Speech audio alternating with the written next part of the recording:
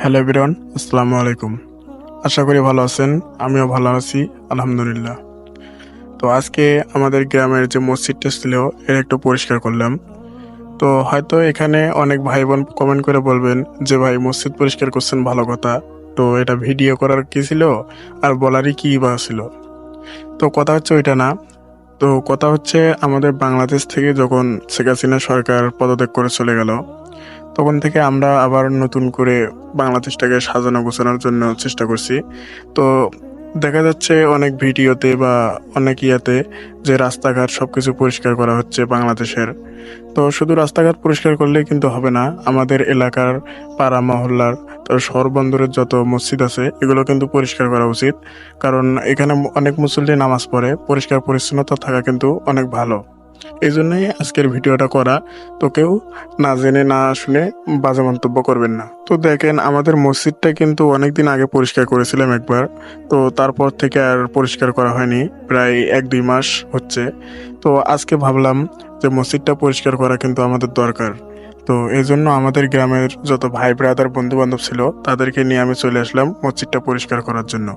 তো মসজিদ কিন্তু পরিষ্কার রাখা কিন্তু উত্তম সব সময়, কারণ এটা একটা নামাজের জায়গা। এখানে অনেক মুসল্লি নামাজ পড়তে আসে, পরিষ্কার পরিচ্ছন্ন না থাকলে নামাজ কিন্তু সেরকম হয় না আর কি। তো দেখেন, আমাদের গ্রামের আশেপাশে বা পাড়া মহল্লার আশেপাশে শহর বন্দরে যে সব মসজিদ মাদ্রাসা ইতিমখানাগুলো আছে, আমরা চাইলে কিন্তু সপ্তাহে একবার করে পরিষ্কার করতে পারি।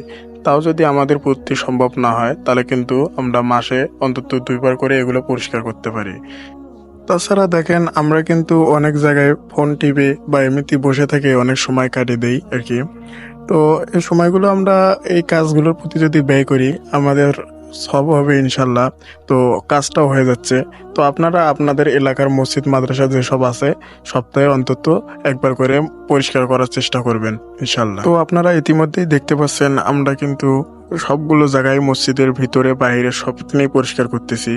আসলে আমাদের গ্রাম অঞ্চলের মসজিদ উপরে অনেক গাছগাছালি লাগানো থাকে, ওখান থেকে অনেক পাতা পুতো পরে নোংরা হয়ে যায়।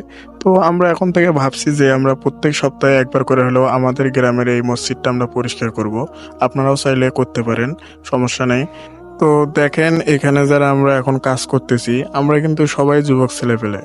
তো এখন থেকে যদি আমরা ভালো কাজে লিপ্ত হই, পৃথিবীতে যতদিন বেঁচে থাকবো, আমাদের যতদিন হায়াত দান করছেন আল্লাহ, তো সেতদিন কিন্তু আমরা কিন্তু ভালো কাজেই আমরা সবসময় করার চেষ্টা করব, খারাপ কাজ থেকে আমরা বিরত থাকব। তো আমরা যারা ছাত্র ভাইরা আছি, রাস্তাঘাট পরিষ্কারের পাশাপাশি আমরা কিন্তু আমাদের গ্রামের মসজিদ মাদ্রাসাগুলো পরিষ্কার করব। তো এসব ভালো কাজের পাশাপাশি আমরা যেন সবাই 5 ওয়াক্ত নামাজি হতে পারি, আল্লাহ যেন সে তৌফিক আমাদের ভিতর দান করে। তো আজকের ভিডিওটা আমার এই পর্যন্ত ছিল। সবাই ভালো থাকবেন, সুস্থ থাকবেন। তো সবসময় চেষ্টা করবেন যে ন্যায়ের পক্ষে এগিয়ে আসার আর অন্যায়ের পক্ষে যুদ্ধ করার জন্য।